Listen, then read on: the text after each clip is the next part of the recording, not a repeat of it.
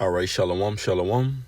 I'm going to start by giving infinite honors and praises to Yahweh, Bahashem, Yahweh Shai, Bahashem, Harachak Wadash. Double honors to my teachers, the apostles and elders of Great Millstone who rule well and are worthy of their double honors. Peace and blessings to you, Akim, pushing out this truth across the four corners. During these last seconds of time, Kwam Yashala, mighty Shalom. And with the tensions running high, leading up into this third world's war, all right, here's a post from Japan Inside, which reads, Japan refuses to send warships to the Middle East despite pressure from President Trump. All right, and we know this is amidst the tensions between Israel and Iran, Iran and Israel. The scriptures say the least of the flock shall draw them out. All right, so we know news like this, what we're going to go into is just more and more tensions brewing leading up to this third world's war. This is the book of Jeremiah, chapter 50, verse 45. Therefore hear ye the counsel of the Lord Yahweh that he had taken against Babylon. And when you read in Jeremiah 49 and 20, it says, therefore hear the counsel of the Lord Yahweh that he had taken against Edom, as you see at the top. All right, the first scripture. Because ultimately, synonymously, Babylon the Great America is synonymous with Esau Edom, because Esau Edom currently has the earth in his hands and is dealing wickedly. Job 9 and 24 says the earth is given into the hands of the wicked. And so the earth is given into the hands of the wicked. It can be taken from the hands of the wicked and given into the hands of the righteous, which it will, like it says in Isaiah 9 and 6, O wonderful counselor. All right, the government shall be upon his shoulders, talking about Yahweh Shai. All right, you have the elect that are going to join in the inheritance with Yahweh Shai after the third world's war. But the Lord is mustering the hosts of the battle, all right, for his will ultimately to be performed. Jeremiah 50 and 45, therefore hear ye the counsel of the Lord Yahweh that he had taken against Babylon, and his purposes that he had proposed against the land of the Chaldeans, which is America, like it says in Isaiah the 47th chapter. Come down, sit in the dust, O virgin daughter of Babylon. All right, thou shalt no more be called tender and delicate. Okay, and like it says in Isaiah 19, I think around the 30th verse, it says, Babylon the Great, the glory of the Chaldees' excellency, shall be as when Yahweh Bashem Yahushai overthrew Sodom and Gomorrah. All right, roughly paraphrasing. So that's speaking of America, point blank period. The Lord has a controversy, all right, with the inhabitants of the land here. All right, and this is the main place of judgment that the Lord is going to send, just as the Lord sent fire and brimstone on ancient Sodom and Gomorrah. You have a place that's likened unto spiritual Sodom and Gomorrah, which is America. So it says, surely the least of the flock shall draw them out. Surely he shall make their habitation desolate with them. That's right, the least of the flock. All right, these nations like Israel, Iran, these lower level nations, all right, that are backed by superpower nations, so to speak. All right, the Lord is using those lower nations, like the conflict between Israel and Iran, Iran and Israel, all right, to draw in these superpower nations, all right, that have the wealth of nuclear power on the earth, man. America, Russia, China, North Korea, all right, etc. Okay, and we all know that America has made enemies not only with its enemies, but with its allies also, okay? Like the scripture say in Revelation, the 17th chapter, all right, the beast shall hate the whore. So America's European allies, all right, those nations that are associated with NATO, all right, and the EU, all right, they're despising America. You got America going back and forth with France, okay, which is a component of NATO, man, all right. They've been going back and forth, and even the president of France pretty much made a statement that said America doesn't want to burn bridges with its allies, man. Okay, so we ultimately know where that's going. The Lord is drawing these nations in, all right, for the valley of Yahweh Shaphat, man. All right, Isaiah 13 and 4, the noise of a multitude in the mountains like as of a great people, a tumultuous noise of the kingdoms of nations gathered together. The Lord Yahweh of hosts mustereth the host of the battle. So the Lord ultimately is gathering these nations in the valley of Yahweh Shaphat, because Yahweh Shaphat goes into mountain of troops, Armageddon, valley of decision. All right, that's where the Lord is ultimately going to deal with these Earth's militaries in the Third World War, like it says in Revelation, the 12th chapter, All right. There was a war in heaven. Michael and his angel fought against Satan and his angels. The word angel means messenger. Okay. And that's going into the militaries of the earth. All right. That are going to go up against the heavens armies, man. Okay. So it says, Japan has officially announced that sending military vessels to the Middle East currently faces high hurdles. This decision comes after the president requested that Tokyo join the United States in keeping the Strait of Hormuz open. And Iran has already said that they're going to keep the Strait of Hormuz closed in order to put pressure on the enemy. And that enemy is America. They've made statements like they don't have any problems with the American people.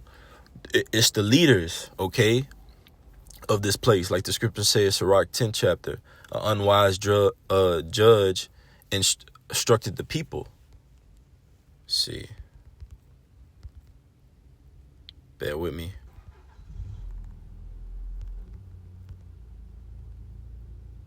I'll just get it. It's Sirach 10. Salakia. Sirach 10 and 1. A wise judge will instruct his people, and the government of a prudent man is well ordered. The word prudent goes into careful. All right. And we ultimately know, according to Isaiah 9 and 6, all right, we've been instructed in a wise government under Yahushua, which is this word, these prophecies that are coming back. We've been called back to these things, man. All right. In the regeneration to serve Yahushua for a testimony, to prophesy and endure unto the end, man. All right. In these times, being careful, being prudent. The scripture said, a prudent man foreseeth the evil. That's the prophets that are foreseeing the evils that are coming upon the earth. These nations clashing. All right. Geopolitics. Okay. The third world war. The scripture said the second woe past, the third woe coming quickly, man. This is Revelation 11:14. The second woe is past, and behold, the third woe coming quickly. That's right, the third world's war, which will be nuclear, according to Isaiah 9 and 5. All right, and many other scriptures. Okay, this third world's war will be nuclear. Okay, so it says, verse 2, as the judge of the people is himself, so are his officers, and what manner of man the ruler of the city is, such are all they that dwell therein. Right, an unwise king destroyed his people, but through the prudence of them which are in authority, the city shall be inhabited. That's right, man. All right, and you have an unwise king that's set up over the people. Like it says in Isaiah the 19th chapter, the Lord said he will set up a cruel lord over the Egyptians. All right, that's talking about the Americans. And who's that cruel lord over these people, man? All right, it's evident. Okay, so it says this decision comes after the president requested that Tokyo join the United States in keeping the Strait of Hormuz open. It says a senior official stated that while military intervention is not legally ruled out, the ongoing conflict requires careful judgment. That's right, careful judgment, prudence, all right, which this current unwise king does not possess, man. He does not possess the prudence because he's unrighteously in authority, man. Okay, he's not counting the cost. Okay, bear with me. This is Jeremiah 50 and 43. It says, the king of Babylon had heard the report of them, and his hands waxed feeble. Anguish took hold of him, and pangs as of a woman in travail. That's right, man. That's the system, okay, ruled over by these unwise kings, okay? That's this current administration that's in power, this current government. The word government goes into mind control, all right? So the ruler is, so the people are, man, okay? So this place is waxing worse and worse. And the kings are becoming more and more feeble because they know that their strength and their might, all right, is spreading thin throughout the earth. Their control that they once possessed throughout the earth is no longer in place. And as it says here, a senior official stated that while military intervention is not legally ruled out, the ongoing conflict requires careful judgment. That's right. It requires a counting of the cost, right? And America has not done that. This is Luke 14. And I'll start at 31. It says, or what king going to war against another king sitteth not down first and consulted whether he be able with 10,000 to meet him that cometh against him with 20,000. And that's what this article is going into at this point. It says he stated that while military intervention is not legally ruled out, the ongoing conflict requires careful judgment. It requires a counting of the cost. It requires a consideration of what you're up against. And America has not considered that. All right. It has made enemies not only with its enemies, but with its allies as well, man. All right, let me see if I can get this in the NLT. Luke 21 and 32. This is Luke chapter 21, verse 32 in the NLT. And it says, Salakia, Luke 14, Salakia, bear with me.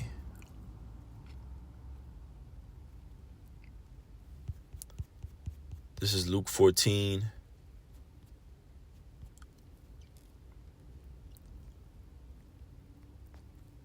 See where we're at, 31. Here we go. Luke 14 and 31 in the NLT says, or what king would go to war against another king without first sitting down with his counselors to discuss whether his army of 10,000 could defeat the 20,000 soldiers marching against him? And that's what America is faced with. All right, you're spread thin throughout the earth.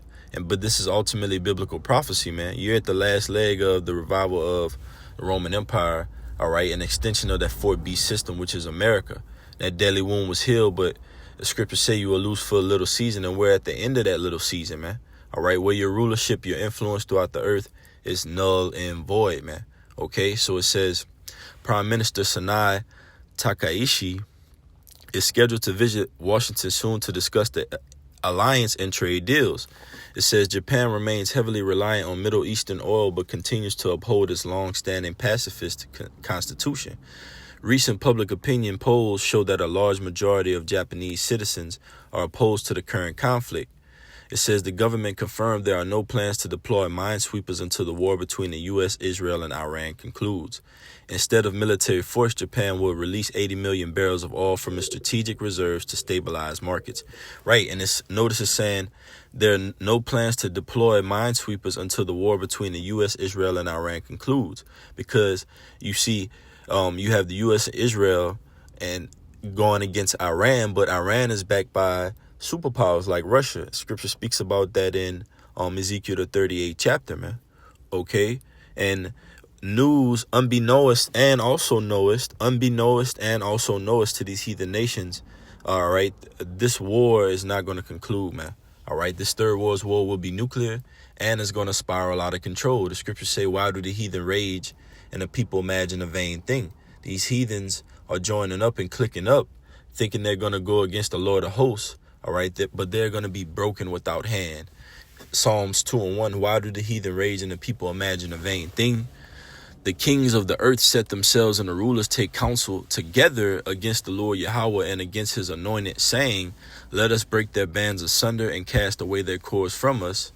Verse 4, he that sitteth in the heaven shall laugh, the Lord shall have them in derision. That's right. Their futile, vain plans that they're going to rule, that they're going to get with this nation and that nation to become even more superpowers and have this influence throughout the earth, have this nuclear power and this dominion. All right. And ultimately, they have it in their minds that they're going to enslave further you so-called Native Americans, Latinos, and Negroes, because once you have the Lord's chosen people in your possession, your society flourishes, right? But ultimately, it will come a time, like the scriptures say, Esau is the end of the world, Jacob is the beginning of it that follow it. The Lord had raised up the prophets, the 144,000, throughout the America, throughout the earth, ultimately to prophesy the downfall of this wicked kingdom, man, all right, which is America. So it says Psalms 2 and 1 through 4 in the NLT, why are the nations so angry? Why do they waste their time with futile plans? The word futile means useless. It says the kings of the earth prepare for battle. The rulers plot together against the Lord Yahweh and against his anointed ones. And it speaks about that in Psalms the 83rd chapter. Those nations that have come against us to cut us off from being a nation. Esau, Edom is at the top of the list of that, man. All right. And just as you try to come against us to cut us off, you're going to be cut off in the same breath. So it says, verse 3, let us break their chains, they cry, and free ourselves from slavery to God. Right, which you're not going to be able to free yourselves from slavery. Because the scripture saying in Deuteronomy, the curses are going to be put upon our enemies. All right, beat your swords into plowshares. Those are farming tools, agriculture tools. You're going to be working, all right, in the kingdom. Okay, Esau, Edom, after 1,000 years, you're going to be put out of existence from the earth. All right, verse 4 says, but the one who rules in heaven laughs. The Lord scoffs at them, right? And the Lord is going to scoff at them through his men, through these prophecies that are coming to pass, man. All right, through the spirit and power of Yahweh Shem Yahushua, the Lord's will is being done and proposed throughout the earth. So, Lord willing, this message was edifying. I'm going to give infinite honors and praises to Yahweh Bahashem, Yahweh Shai Bahashem Harachak Wadash. Double honors to my teachers, the apostles and elders of Great Millstone. Peace and blessings until next time.